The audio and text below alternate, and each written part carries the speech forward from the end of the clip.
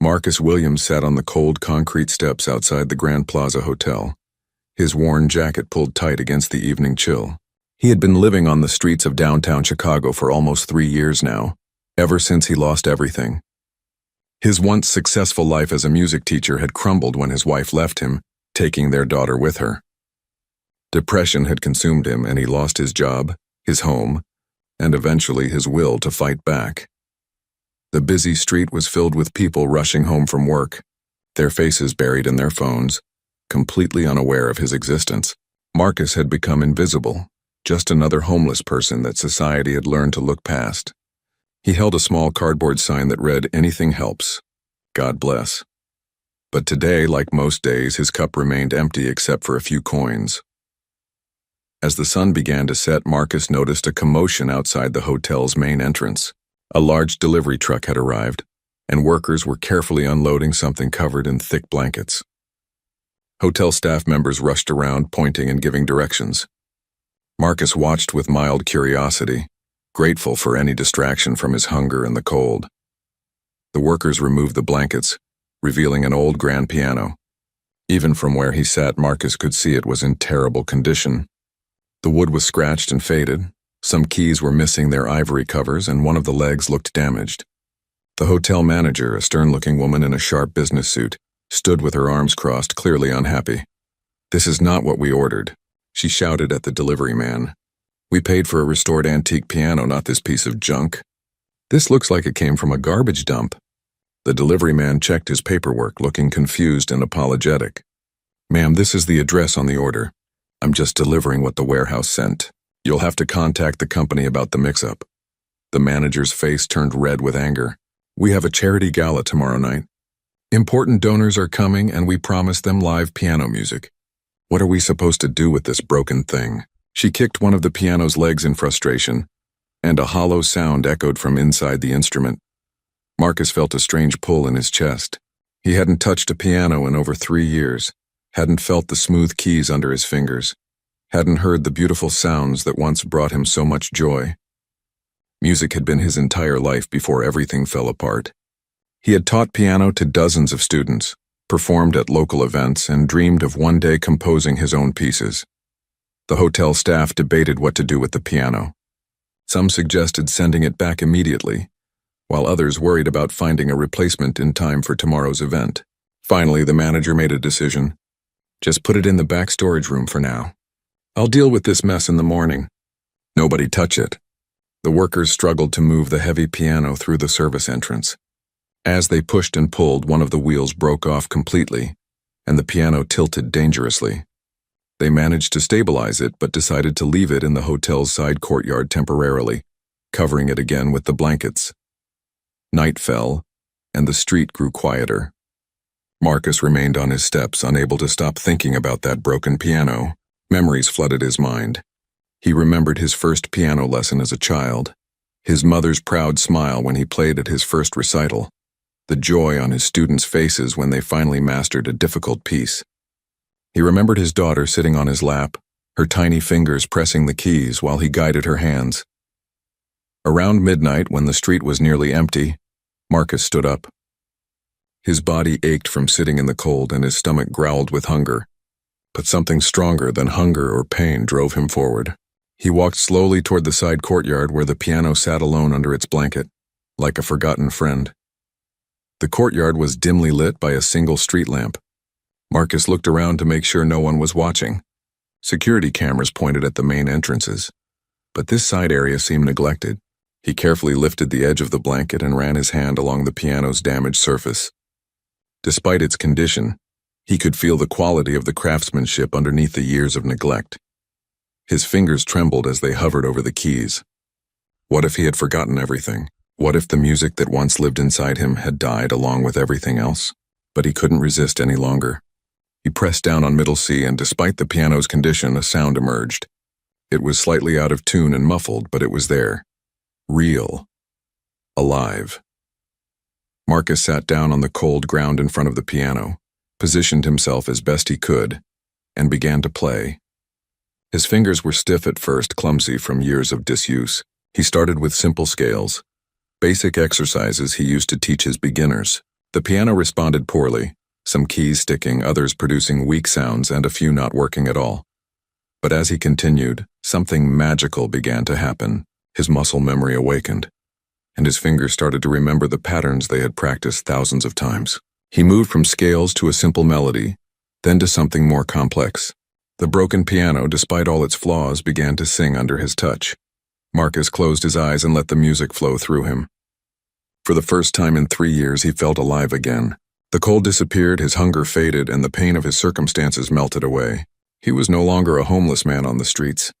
He was Marcus Williams, the pianist, the teacher, the musician who once believed music could heal the world. He played for almost an hour that first night, experimenting with different pieces, adjusting his technique to work around the piano's broken keys. When he finally stopped, tears ran down his weathered face. He carefully covered the piano again and returned to his spot on the steps, but something inside him had changed. A small spark of hope, long extinguished, had flickered back to life. The next morning, Marcus woke to the sound of delivery trucks and early morning traffic. His body was sore and his stomach reminded him that hope couldn't fill an empty belly, but he felt different, lighter somehow. He spent the day as usual, asking passers-by for help, collecting enough coins to buy a small sandwich from a nearby convenience store. As evening approached, Marcus found himself watching the hotel again. The broken piano remained in the courtyard, still covered, still forgotten. The hotel staff rushed around preparing for their charity gala, but no one paid attention to the damaged instrument that had caused such frustration the day before. Marcus waited until the streetlights came on and the foot traffic decreased. Then, just like the night before, he made his way to the piano.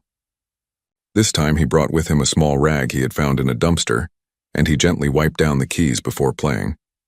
If this broken piano was going to be his companion, he would treat it with respect. That second night, Marcus decided to play something more ambitious. He chose Beethoven's Moonlight Sonata, a piece he had taught countless times and performed at his own wedding. His fingers found the keys in the darkness, and despite the piano's imperfections, the haunting melody filled the quiet courtyard. He was so absorbed in the music that he didn't notice the young woman who had stopped on the sidewalk. Sarah Chen was walking home from her job as a nurse at the nearby hospital when she heard the unmistakable sound of classical piano floating through the air. She followed the sound to the courtyard's edge, staying in the shadows where Marcus couldn't see her. Sarah stood transfixed, listening to this homeless man create beauty from a broken instrument. She could hear the missing notes, the flat tones, and the mechanical problems with the piano. But she could also hear something else. She heard passion, skill, and a depth of emotion that moved her to tears. Whoever this man was, he was a real musician. When Marcus finished playing, Sarah quietly walked away, not wanting to disturb him or make him feel self-conscious. But she couldn't stop thinking about what she had witnessed. The next evening she came back, this time bringing her phone to record. She stayed hidden again, and Marcus, unaware of his audience, played even more beautifully than before. He performed pieces by Chopin, Mozart, and some jazz improvisations that showed his versatility. Each night for a week, Sarah came to listen, and each night Marcus poured his soul into that broken piano. She never approached him, never made her presence known, but she became a silent supporter of his secret concerts. Meanwhile, the hotel manager had completely forgotten about the damaged piano in the courtyard. The charity gala had been a success despite not having piano music, and she was too busy with her regular duties to deal with the instrument mix-up. The piano sat in its corner, covered during the day, but coming alive each night under Marcus's skilled hands. On the 8th night, Sarah made a decision. After Marcus finished playing and left to return to his sleeping spot, she uncovered the piano and placed an envelope on top of the keys. Inside was $50 and a note that simply said, "Thank you for the beautiful music. You have a gift. Please don't stop playing." The next morning, Marcus found the envelope. His hands shook as he read the note and counted the money. $50 was more than he usually collected in a week. But more than the money, the note touched something deep inside him. Someone had been listening. Someone had heard him. He wasn't invisible anymore. With the money, Marcus bought himself a proper meal, the first real food he had eaten in weeks. He also purchased soap, a razor, and cleaned himself up as best he could using the public restroom at a nearby gas station. That evening, he played with renewed energy, hoping his mysterious benefactor would return. Sarah did return, and this time she brought her friend Michael, a music producer who worked for a small local recording studio. "You have to hear this," she told him. "I've never heard anyone play with such emotion." Michael was skeptical. He had seen many street performers and was rarely impressed. But when Marcus began to play that night, Michael's expression changed. He leaned forward, listening intently to every note. "That's incredible," he whispered to Sarah. "The way he's compensating for the broken keys, using the piano's flaws to create unique sounds. That's not just skill, that's artistry." They listened for over an hour as Marcus performed everything from classical masterpieces to contemporary songs he arranged on the spot. When Marcus finally stopped, exhausted and fulfilled, Michael turned to Sarah with excitement in his eyes. "We need to talk to him. This man shouldn't be playing in a courtyard at midnight. He should be in a concert hall." But Sarah shook her head. "Not yet. I think he's playing for himself right now, healing something inside. If we interrupt that process, we might break whatever magic is happening here. Let's just keep supporting him quietly for now." Michael agreed, though reluctantly. Before they left, Sarah placed another envelope on the piano, this one containing $100 and a note that said, "Your music is healing. Thank you for sharing your gift with the world." Over the next few weeks, a routine developed. Marcus would spend his days surviving, finding food, and staying out of trouble. But every evening, as the city grew quiet, he would return to his broken piano, and every night Sarah would come to listen, sometimes alone, sometimes with friends she trusted. Word began to spread in a small circle. A teacher, a retired couple, a young college student studying music, all found their way to the courtyard at various times. They never approached Marcus, never disturbed his playing, but they left gifts. Sometimes money, sometimes food, sometimes just notes of encouragement. Marcus began to realize he had an audience, though he never saw them clearly. The gifts multiplied, and he found himself with enough resources to eat regularly, and even bought some warmer clothes from a thrift store. But more importantly, he felt a purpose again. His life had meaning beyond mere survival. One night, Marcus decided to do something special. He spent the entire day cleaning the piano as thoroughly as he could, removing years of dust and grime. He couldn't fix the broken keys or tune it properly, but he could show it respect. That evening, he played a concert he had carefully planned, mixing classical pieces with popular songs and ending with an original composition he created on the spot. Unknown to him, Sarah had invited a reporter friend to listen that night. Jessica Martinez worked for the local newspaper and had been skeptical when Sarah told her about the homeless pianist. But after hearing Marcus play, Jessica was determined to tell his story. The next day, Jessica began her research. She asked around the neighborhood, showed Marcus's photo to local shelter workers, and eventually pieced together parts of his story. She learned about his past as a music teacher, his struggles, and his fall into homelessness. She wanted to write an article, but like Sarah, she felt protective of Marcus and didn't want to exploit his situation. Instead, Jessica wrote a piece about the midnight pianist, a mysterious musician who played a broken piano in a forgotten courtyard. She focused on the beauty of the music and the magic of these secret concerts, without revealing Marcus's identity or exact location. The article was published in the local section of the newspaper with a photo Jessica had taken from a distance, showing only the piano and Marcus's silhouette. The response was immediate and overwhelming. People from all over the city wanted to know where to find this mysterious pianist. The newspaper's phone lines lit up with calls from readers moved by the story. Some wanted to donate money, others wanted to know if they could come listen, and a few music venues even offered to host a proper concert. But Marcus knew nothing about any of this. He continued his nightly ritual, unaware that his private sanctuary was about to become very public. He played with the same passion and dedication as always, losing himself in the music, finding peace in the melodies that flowed from his fingers through the broken piano and out into the night air. On a Thursday evening, everything changed. Marcus arrived at the courtyard to find not an empty space, but a small crowd of about 15 people waiting quietly near the piano. They had seen the newspaper article and had spent hours searching the downtown area until they found the right courtyard. Marcus froze in fear. His first instinct was to run, to disappear back into the anonymity of the streets. These people didn't understand. This piano, this music, it was his private healing, his personal journey. It wasn't meant to be a performance, a spectacle for curious onlookers. But before he could leave, an elderly woman stepped forward. She had tears in her eyes and spoke in a gentle voice. "Please don't go. We're not here to gawk or invade your privacy. We came because your music touched our hearts. We read about you in the paper and we just wanted to say thank you. Your gift has brought beauty into our lives." Others in the crowd nodded and murmured agreement. A young man spoke up. "I've been going through depression and someone told me about this place. I came last week and just listened from across the street. Your music helped me feel something again. Please keep playing. Not for us, for yourself. We'll just be grateful to hear it." Marcus looked at the faces gathered before him and something inside him shifted.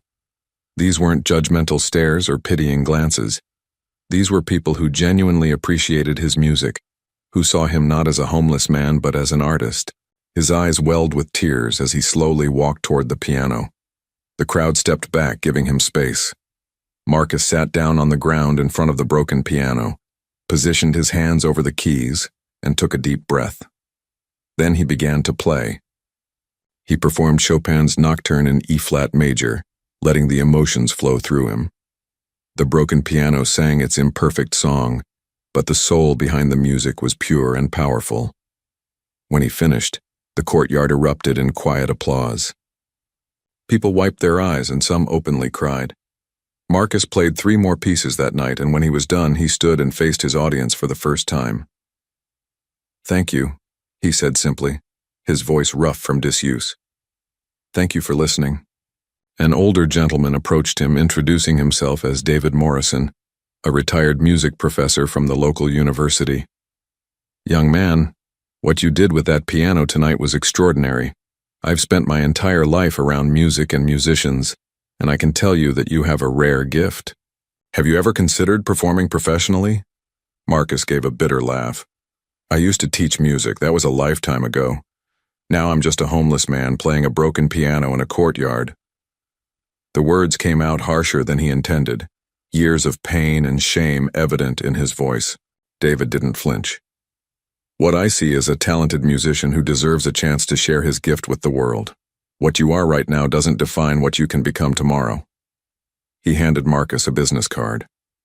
"I still have connections in the music community. If you're willing, I'd like to help you. No strings attached, no expectations. Just one musician helping another." Marcus took the card, not knowing what to say. He had spent so long believing he was beyond help, beyond redemption. The idea that someone would offer assistance without judgment seemed impossible. That night, after everyone left, Marcus sat alone with the piano and cried for the first time since he had lost everything. The next evening, the crowd had doubled. Word had spread through social media, texts, and word of mouth. People brought folding chairs, blankets, and even candles to light the courtyard. Marcus was overwhelmed but also strangely comforted. For years he had been invisible, and now suddenly people saw him, really saw him. He played for over 2 hours that night, taking requests and sharing stories about the pieces he performed. He told them about his past, about teaching piano to children who could barely reach the pedals, about the joy music had brought to his life, and how he had lost his way. The audience listened with compassion and respect, and Marcus felt a connection he hadn't experienced in years. Sarah finally introduced herself after the concert. "I'm the one who's been leaving you the notes and money," she confessed. "I hope you don't mind that I shared your music with others. It was too beautiful to keep secret." Marcus embraced her, thanking her for believing in him when he had stopped believing in himself. She told him about Jessica's article and how it had inspired so many people. "You've become a symbol of hope," Sarah explained. "People see that even in the darkest circumstances, beauty and art can survive, and even flourish." Over the following weeks, the nightly concerts became a phenomenon in Chicago. The hotel manager finally noticed the gatherings and initially tried to shut them down, concerned about liability and disturbances. But when she saw the peaceful, respectful crowds and learned about the positive publicity for her hotel, she changed her mind. Instead, she had the courtyard properly lit and even provided some chairs for the elderly attendees. Local news channels picked up the story, and suddenly, Marcus's face was on television screens across the city. Reporters wanted interviews, and music venues offered him opportunities to perform. But Marcus remained humble and focused on his nightly ritual at the broken piano. "This piano found me when I needed it most," he told a TV reporter. "I'm not ready to leave it behind." David Morrison worked behind the scenes to help Marcus in practical ways. He connected him with social services to get identification documents, helped him apply for temporary housing, and arranged for him to receive medical care. Marcus slowly began rebuilding his life, one small step at a time. A local piano restoration expert named Thomas Berkeley heard about the story and volunteered to examine the instrument. He arrived one afternoon with his tools and spent hours assessing the damage. "This piano has good bones," Thomas announced. "It's a quality instrument that's been badly neglected. I can restore it, but it will take time and money." Before Marcus could respond, donations started pouring in. Audience members, newspaper readers, and people who had only heard about the story online contributed to a fund to restore the piano. Within a week, they had raised enough money not only to fix the instrument, but also to help Marcus get back on his feet. Thomas began the restoration process on site, working during the day while Marcus continued to play the piano in its broken state each evening. "I want to restore it gradually," Thomas explained, "so you can keep playing while I work. Some musicians might see this as an obstacle, but I think you've proven you can create beauty under any circumstances." As the weeks passed and the piano slowly transformed, so did Marcus. He moved into a small studio apartment funded by donations. He bought new clothes, got regular meals, and started looking healthier. But the most significant change was internal. The defeated, hopeless man who had hidden in the shadows was gone, replaced by someone who smiled, engaged with others, and dared to dream again. One evening, David Morrison arrived with unexpected news. "I've been in touch with the director of the Chicago Symphony Orchestra," he said, excitement in his voice. "They want to feature you in their community outreach concert next month. It's a special event where they showcase local talent. They're offering you a fully restored grand piano and a professional stage. What do you say?" Marcus was speechless. The Chicago Symphony Orchestra was one of the most prestigious musical institutions in the country. The thought of performing with them was both thrilling and terrifying. "I don't know if I'm ready," he admitted. "I haven't played on a proper piano in years, and I've never performed at that level." David smiled knowingly. "You've been performing at that level every night in this courtyard. The only difference will be the venue and the piano. Your talent, your passion, and your heart will be exactly the same. Trust yourself, Marcus. You've already done the hard part by finding your way back to music." That night, Marcus played with a mixture of excitement and anxiety. He thought about his daughter, whom he hadn't seen in 3 years, and wondered if she might hear about his comeback. He had been too ashamed to contact her during his time on the streets, but now he dared to hope that maybe, just maybe, he could earn the right to be in her life again. The restoration of the piano was finally completed, and Thomas unveiled his work at a special ceremony. The once broken instrument now gleamed with polished wood, perfectly aligned keys, and a rich, full tone that brought tears to Marcus's eyes. When he sat down to play it for the first time, the difference was astounding. The piano responded to his every touch with clarity and power. Marcus performed a spontaneous concert that night, exploring the piano's restored capabilities. He played with a freedom and joy he hadn't felt since before his life fell apart. The crowd, which had grown to over 100 people, cheered and celebrated not just the piano's transformation, but Marcus's journey from despair to hope. After the concert, a woman approached Marcus nervously. She was in her 40s with kind eyes that seemed familiar.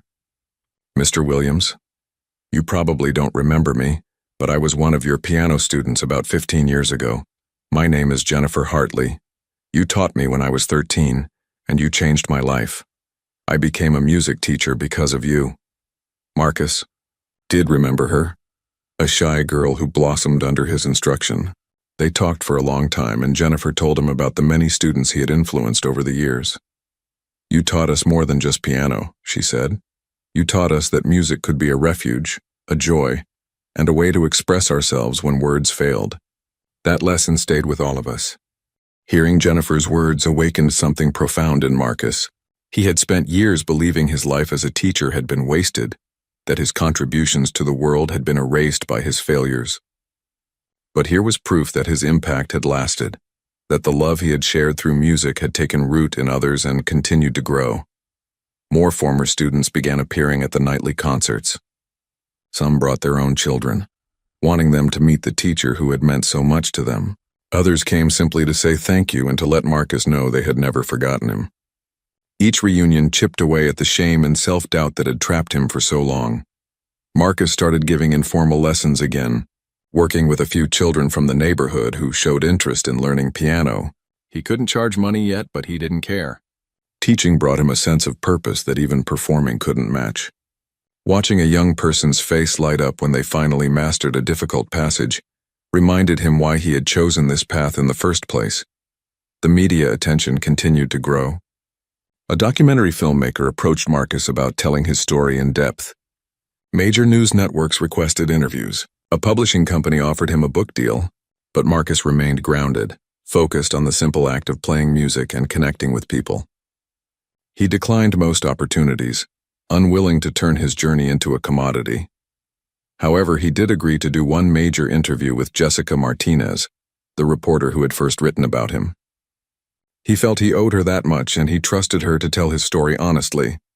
They sat in the courtyard one afternoon, the restored piano gleaming in the sunlight behind them. "What do you want people to understand about homelessness?" Jessica asked, her recorder capturing every word. Marcus thought carefully before answering.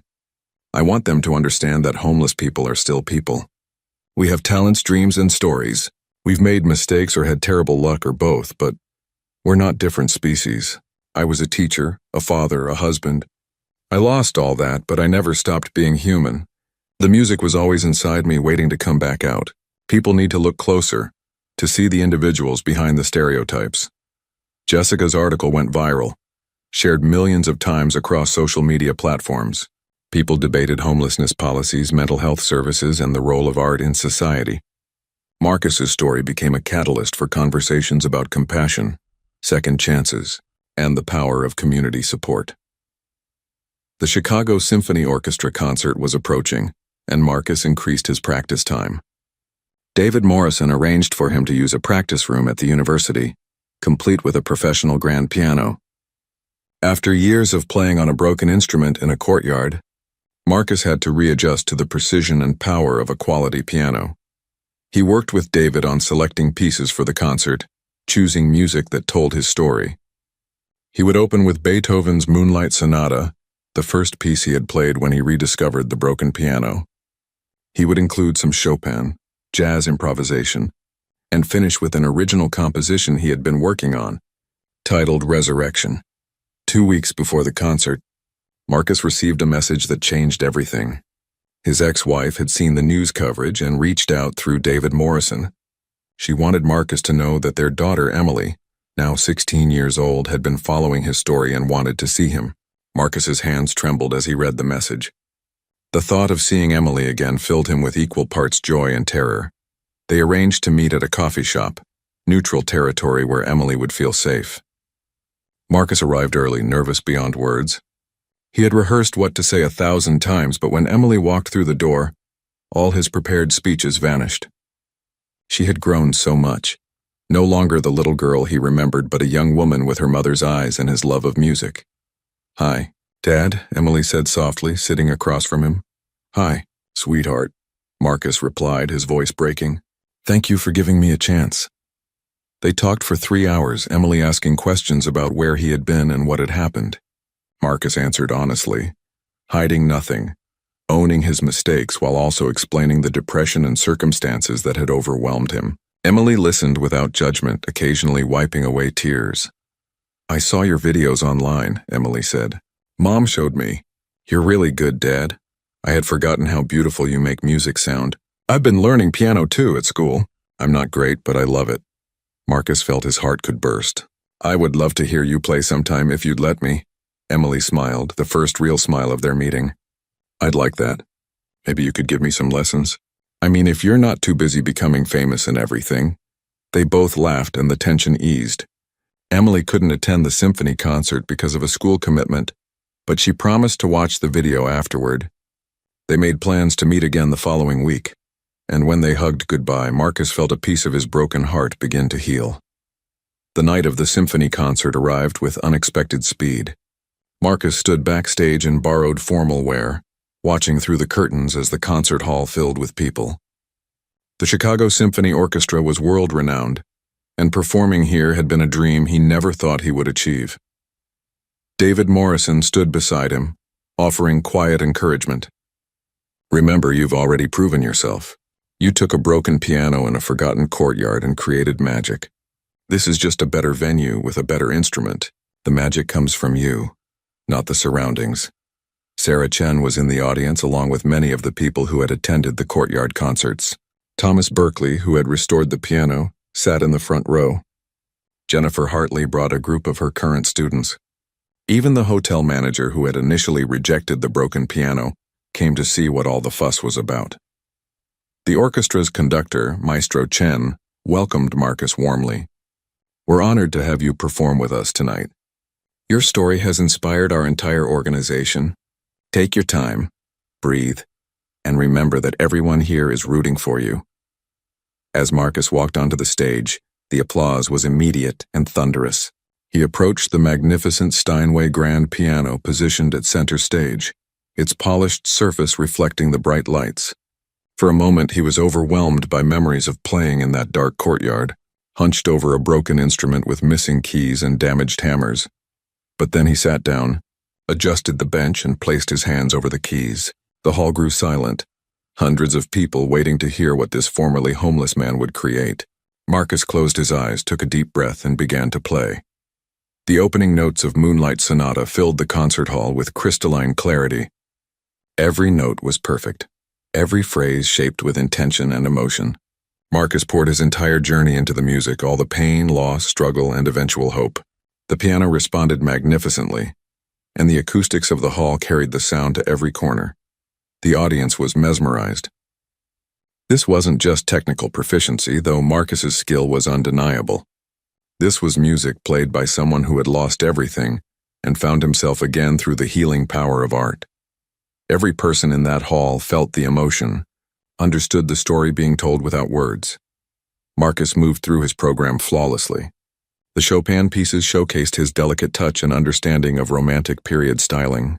The jazz improvisation revealed his versatility and creativity. But it was his original composition, Resurrection, that brought the house down. The piece began quietly, almost uncertainly, representing his life falling apart. Dark, dissonant chords depicted the despair of homelessness and loss. Then gradually a simple melody emerged, fragile at first but growing stronger. This was the broken piano entering his life, music returning to save him. The melody developed, incorporating themes from the other pieces he had played, weaving together all the elements of his journey. The climax was powerful and triumphant, full chords that rang through the hall like a declaration of survival and rebirth. Then, in a move that surprised everyone, Marcus shifted back to simplicity.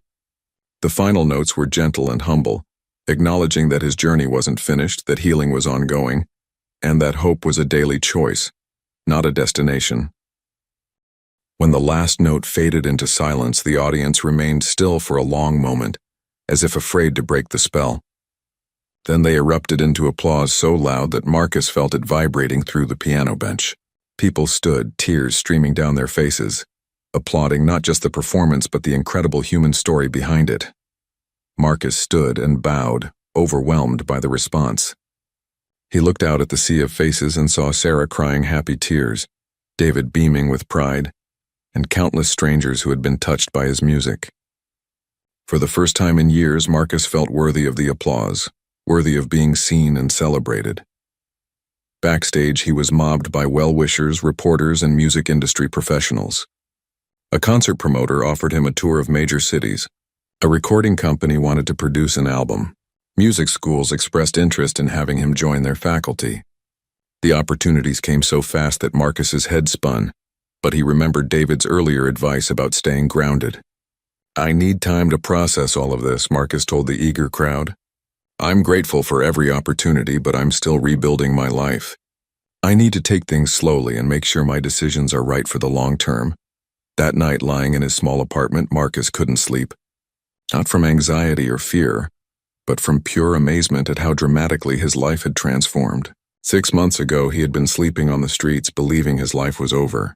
Now he had performed with a major symphony orchestra, reconnected with his daughter, and had a future filled with possibilities. The next morning, Marcus returned to the courtyard where it all began.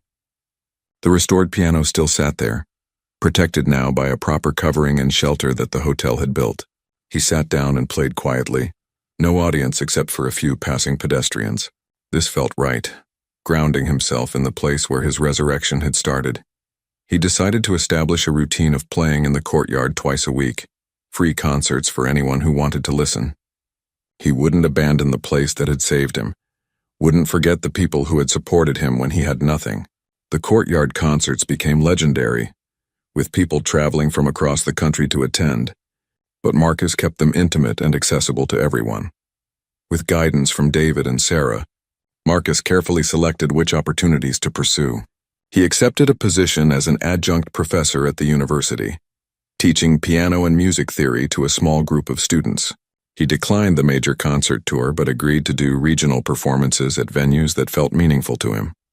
He spent his free time working with homeless organizations, using his story to raise awareness and funds for programs that provided shelter, mental health services, and job training. Marcus knew he had been lucky, that not everyone in his situation would find a broken piano and a second chance.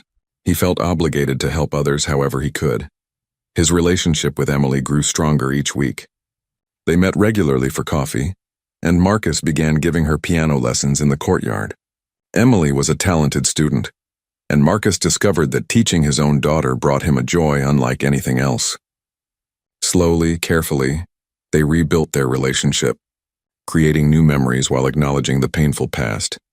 Marcus's ex-wife, Rebecca, eventually reached out to thank him for being so patient and gentle with Emily. They had a long conversation where both apologized for past mistakes and acknowledged their roles in what had happened. They would never be married again, but they could be cordial co-parents united in their love for their daughter. One day, Thomas Berkeley approached Marcus with an interesting proposition. "I've been thinking about that broken piano that changed your life," Thomas said. "I kept all the original broken parts when I restored it. What if we created something special with them? A piece of art that tells your story?" Together, they designed a sculpture made from the broken piano keys, damaged hammers, and splintered wood. The piece was abstract but beautiful, representing brokenness transformed into something meaningful. They donated it to a homeless shelter, where it hung in the entrance with a plaque explaining Marcus's story and encouraging visitors that their current circumstances didn't define their futures. Marcus also started a scholarship fund for music students from underprivileged backgrounds. He contributed part of his earnings from performances and solicited donations from supporters. The fund would help talented young people access music education, regardless of their financial situations, ensuring that the gift of music reached those who might otherwise never have the opportunity. A year after his first courtyard performance, the city of Chicago honored Marcus with a special recognition ceremony. The mayor presented him with a key to the city and declared the courtyard a historic landmark, officially naming it Piano Park. A permanent plaque was installed telling the story of the homeless man who turned a broken piano into an instrument of hope. During his acceptance speech, Marcus looked out at the crowd and spoke from his heart. "A year ago, I was invisible. I sat on cold steps while thousands of people walked past without seeing me. But a few kind souls noticed, listened, and believed in me when I had stopped believing in myself. This honor isn't just for me. It's for every person experiencing homelessness who has talents and dreams waiting to be rediscovered. It's for everyone who takes the time to see the humanity in others regardless of circumstances." He continued, his voice strong and clear. "I want to tell anyone who feels broken and forgotten that you still have value. Your story isn't over. That broken piano taught me that flaws don't diminish worth. They just require creativity and persistence to work around. The same is true for all of us. We're all broken in some way, but we can still create beauty if we don't give up." The crowd gave him a standing ovation, and Marcus felt a sense of completion. He had not only survived his ordeal, but had emerged from it with a deeper understanding of compassion, resilience, and the power of community. The broken piano had been a gift disguised as a problem, forcing him to rediscover his passion under the most difficult circumstances. Marcus expanded his teaching, taking on students from all backgrounds and economic levels. He charged wealthy students standard rates but taught underprivileged students for free, or for whatever they could afford. His studio apartment became too small for his growing teaching practice, so he rented a small studio space with help from donations and his earnings. The space became more than just a music school. It transformed into a community center where people gathered for concerts, lessons, and support groups. Marcus invited speakers to discuss homelessness, mental health, and addiction recovery. He wanted to create a place where people could find hope and practical help, the things he wished he had known about during his darkest days. Emily graduated high school and decided to study music education in college, inspired by her father's journey and his dedication to teaching. Marcus attended her graduation with tears of pride in his eyes. She had turned out to be an incredible young woman despite his absence during crucial years of her life, and he vowed to support her dreams however he could. Marcus recorded his first album, titled Broken Keys, featuring the original composition he had performed at the symphony, along with other pieces that held special meaning in his journey. The album included liner notes where he shared his full story in his own words, holding nothing back about his struggles and recovery. The album was modestly successful, but more importantly, it resonated deeply with people who had faced similar challenges. He received letters from around the world, people sharing their own stories of loss, addiction, homelessness, and recovery. Marcus tried to respond to as many as he could, offering encouragement and practical advice. He connected people with resources in their areas and created an online community where they could support each other. The courtyard concerts continued, rain or shine. Marcus played every Tuesday and Thursday evening, and the gatherings became a beloved Chicago tradition. Local food trucks set up nearby, donating proceeds to homeless services. Street artists painted and performed. The atmosphere was festive but respectful, celebrating not just music but the human capacity for transformation. 2 years after finding the broken piano, Marcus sat in his new 2-bedroom apartment looking at photos from his journey. He had moved from the tiny studio into a proper space where he could host Emily when she visited from college. The walls were decorated with memorabilia from his performances, letters from grateful students, and pictures of the courtyard concerts. But his favorite photo was a simple one that Sarah had taken on that first night she discovered him playing. It showed Marcus hunched over the broken piano in the darkness, completely absorbed in the music, unaware he was being photographed. That image captured the pure, unguarded moment when music had saved his life, when he had nothing but was rich in purpose. Marcus had learned to balance his various roles. 3 days a week he taught at the university.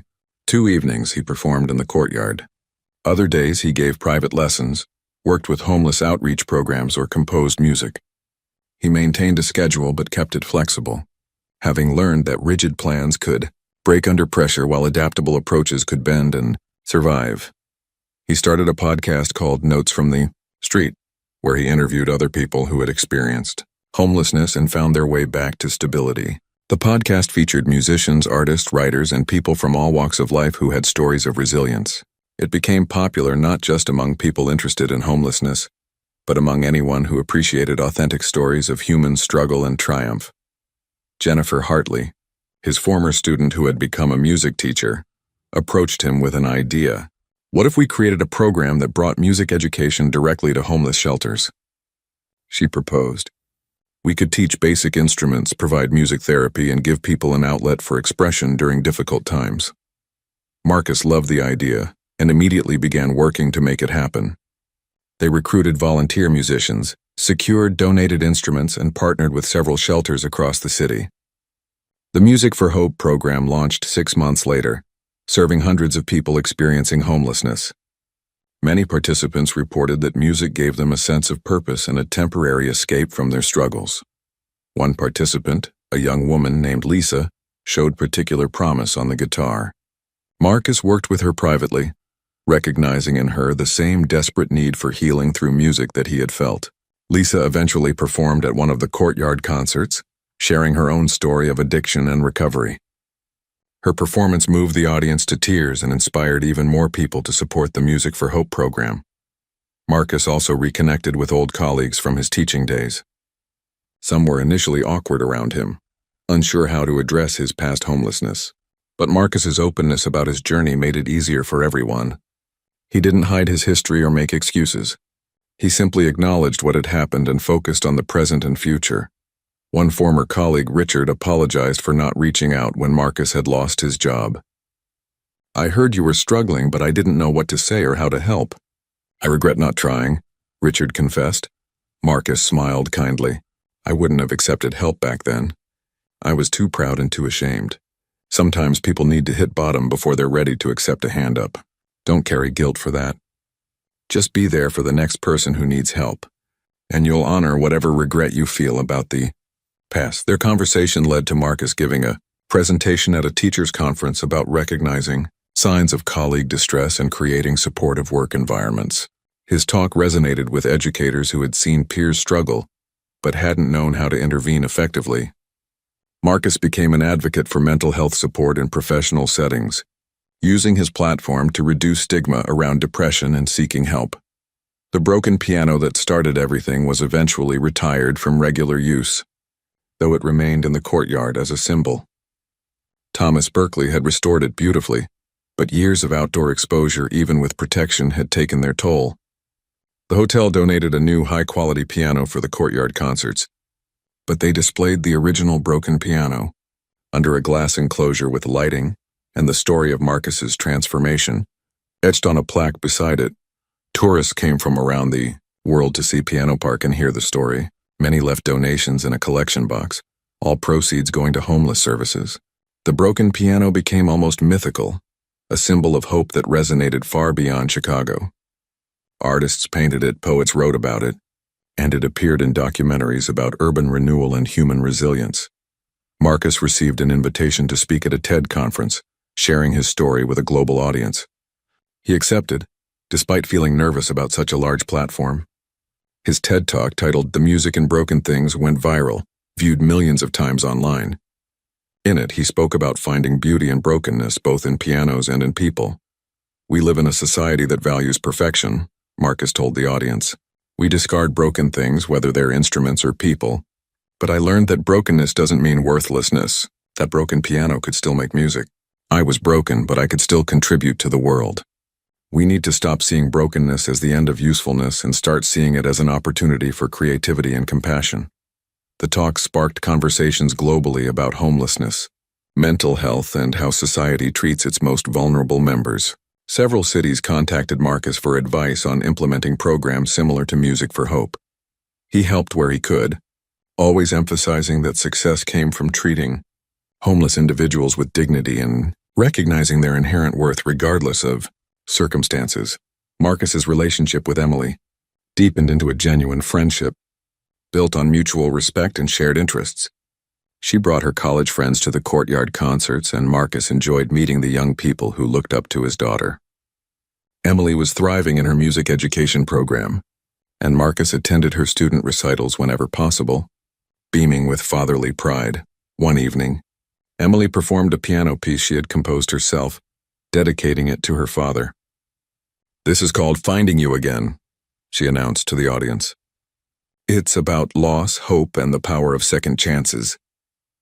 As she played, Marcus recognized musical phrases and techniques he had taught her years ago, now mature and developed into her unique style. He wept openly, not from sadness but from overwhelming joy at witnessing his daughter's growth. Rebecca, Marcus's ex-wife, occasionally attended the courtyard concerts with her new partner. There was no awkwardness or resentment, just three adults who cared about Emily and wanted to support Marcus's work. Rebecca had apologized privately to Marcus for giving up on him during his worst times, but Marcus held no grudge. "You had to protect yourself and Emily," he told her. "I understand that now. You made the right choice at the time." Marcus began writing a book about his experiences, working with a co-author to ensure the story was told effectively. The book would detail not just his fall and recovery, but also provide practical resources for people experiencing homelessness and advice for those who wanted to help but didn't know how. All proceeds would go to expanding the Music for Hope program and other homeless services. He also started training other formerly homeless individuals to become public speakers, helping them share their stories in schools, corporations, and community centers. Marcus believed that putting human faces and voices to the issue of homelessness would combat stereotypes and inspire action. The Speakers Bureau grew, with each person bringing their unique perspective and journey. One day, Marcus received a letter that particularly moved him. It was from a man named Robert who had heard one of the Courtyard concerts while contemplating suicide. Robert had been homeless for 2 years and saw no way out of his situation.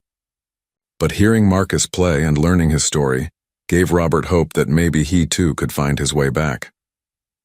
Robert wrote that he had checked himself into a treatment program for depression, was now in transitional housing, and had started volunteering at an animal shelter, discovering a passion for working with rescue dogs. "Your music literally saved my life," Robert wrote. "I came to that courtyard planning for it to be my last night. Instead, it became the first night of my new life."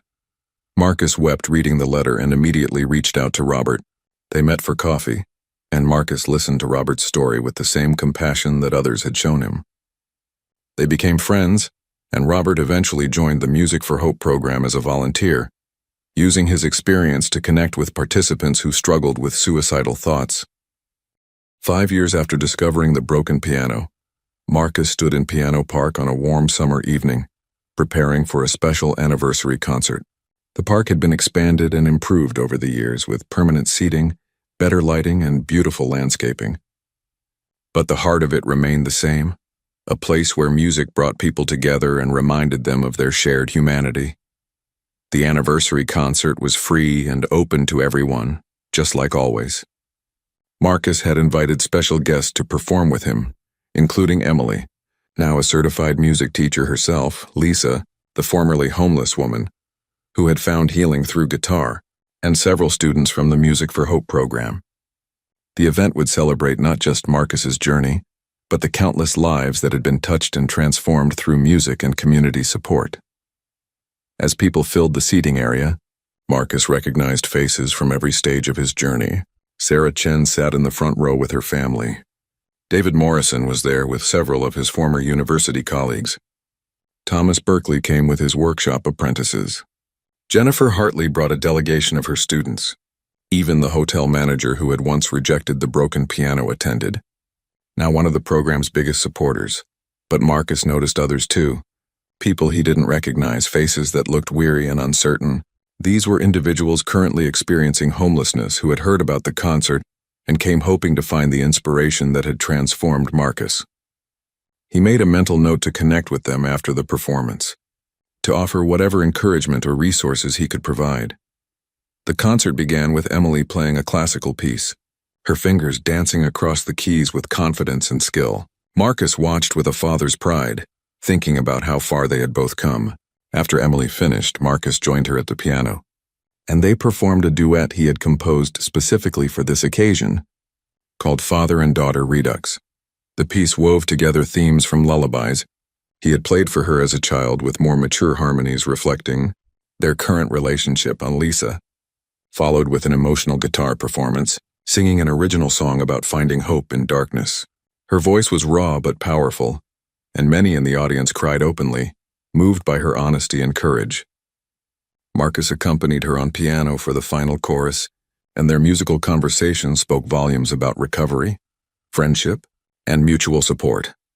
Students from the Music for Hope program performed next, a small ensemble playing various instruments with varying degrees of skill but unanimous enthusiasm. They weren't professional musicians, but they played with heart, and that was what mattered. Marcus had learned that music didn't have to be perfect to be meaningful, just authentic and honest. Then Marcus took the piano alone for a solo set. He started with Moonlight Sonata, the piece that had reconnected him with music on his first night at the broken piano. As he played, he remembered that desperate, hopeless man who had nothing but music to cling to. That man seemed like a different person now, almost a stranger, yet Marcus never wanted to forget him. Remembering where he had been kept him grateful for where he was. He performed several other classical pieces before transitioning to jazz improvisation, inviting audience members to call out themes or emotions they wanted to hear interpreted musically. Someone shouted joy, and Marcus crafted a bright, bouncing melody. Another called out remembrance, and he played something wistful and nostalgic. This interactive segment had become a tradition at his concerts, breaking down the wall between performer and audience. For his final piece, Marcus performed an updated version of Resurrection, the composition he had debuted at the symphony. He had refined and expanded it over the years, and it now stood as his signature work, the musical autobiography that told his entire story from despair, through recovery to hope and service. As the last notes faded into the evening air, the audience remained silent for a long moment before erupting into sustained applause. Marcus stood and bowed, but then he did something unexpected. He gestured for everyone who had performed to join him on stage. Emily, Lisa, the Music for Hope students, and even some volunteers who had helped make the evening possible all gathered around the piano. "This isn't my story alone," Marcus told the crowd, his voice amplified by the sound system. "This is our story. Every person on this stage has faced challenges and found healing through music and community. Every person here tonight, whether performing or listening, is part of this ongoing story of resilience and hope. Thank you for being part of my journey and for allowing me to be part of yours." The crowd stood, applauding not just Marcus but everyone on stage, recognizing that transformation was rarely a solo journey. After the applause died down, Marcus invited anyone who wanted to share their own story to speak. Several people came forward, some talking about their own experiences with homelessness, others sharing how Marcus's story had inspired them to volunteer or donate to worthy causes. One elderly woman named Margaret stood up and shared that she had been a professional violinist before arthritis ended her career. She had fallen into depression and nearly became homeless before finding support. "Hearing your story reminded me that my value wasn't just in my ability to play perfectly," she said to Marcus. "I started teaching music to children with disabilities, and I found a new purpose. Thank you for showing me that our worth comes from who we are, not what we can do." As the evening drew to a close and people began to leave, Marcus noticed a young man sitting alone on a bench crying quietly. Marcus approached gently and sat down beside him. "Are you okay?" he asked softly. The young man looked up, his face streaked with tears. "I'm homeless," he admitted. "I've been on the streets for 6 months. I came here tonight because I heard that you had been where I am now. I needed to see proof that things could get better. But watching you up there, so successful and surrounded by people who love you, it just seems impossible. The gap between where you are and where I am feels too wide to cross." Marcus put a hand on the young man's shoulder. 5 years ago, I sat on steps not far from here, and I felt exactly what you're feeling right now. The gap seemed impossible. But here's what I learned. You don't cross that gap in one giant leap. You cross it in tiny steps, one day at a time, sometimes 1 hour at a time, and you don't cross it alone. He pulled out his phone and showed the young man a photo of himself from 5 years earlier, gaunt and desperate looking. This was me. I wasn't special. I didn't have superpowers. I just had people who refused to give up on me and music that reminded me I was still human. "What's your name?" "Carlos," the young man replied. "Carlos, I can't promise you that your journey will look like mine, but I can promise you that you have value right now, today, exactly as you are, and I can promise that people care and want to help. Will you let me connect you with some resources? Will you give yourself a chance?" Carlos nodded, wiping his eyes. Marcus spent the next hour sitting with him, making phone calls to shelter contacts and arranging for Carlos to meet with a counselor the next day. He gave Carlos his personal phone number and made him promise to call if he needed anything. Before Carlos left, Marcus hugged him and said, "Remember, you're not alone. There are people fighting for you even when you can't fight for yourself." Later that night, as Marcus walked home, he reflected on his incredible journey. He thought about the broken piano that had saved him, about Sarah's initial acts of kindness, about David's mentorship and Emily's forgiveness. He thought about every person who had played a role in his recovery, and everyone whose life had been touched by his story. He understood now that his homelessness, as painful as it had given him a unique perspective and purpose. He could reach people that others couldn't because he had lived their reality. He could speak with authority about hope because he had found it in the darkest circumstances. His brokenness had become his greatest strength, not despite the cracks, but because of them. Marcus also thought about the responsibility that came with his platform. He had been given a second chance, and with it came an obligation to help others find their own second chances. He recommitted himself to this work, knowing it would be his life's mission for as long as he had breath in his body. When he arrived home, Marcus sat at his own piano, a beautiful instrument he had purchased with earnings from his performances and teaching. He played softly, not for an audience but for himself, letting the music express gratitude too deep for words. He played for the man he had been, honoring that broken person's survival. He played for the man he was becoming, celebrating growth while acknowledging ongoing challenges. The next morning, Carlos called. He had spent the night in a shelter, met with a counselor, and felt hopeful for the first time in months. "I listened to your TED Talk 3 times last night," Carlos said.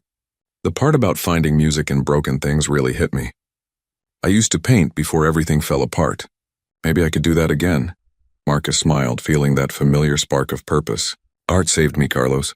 It can save you too. Let's find you some supplies and a place where you can create. Your story isn't over. It's just beginning." Over the following months, Marcus watched Carlos's transformation, similar to his own but unique in its details.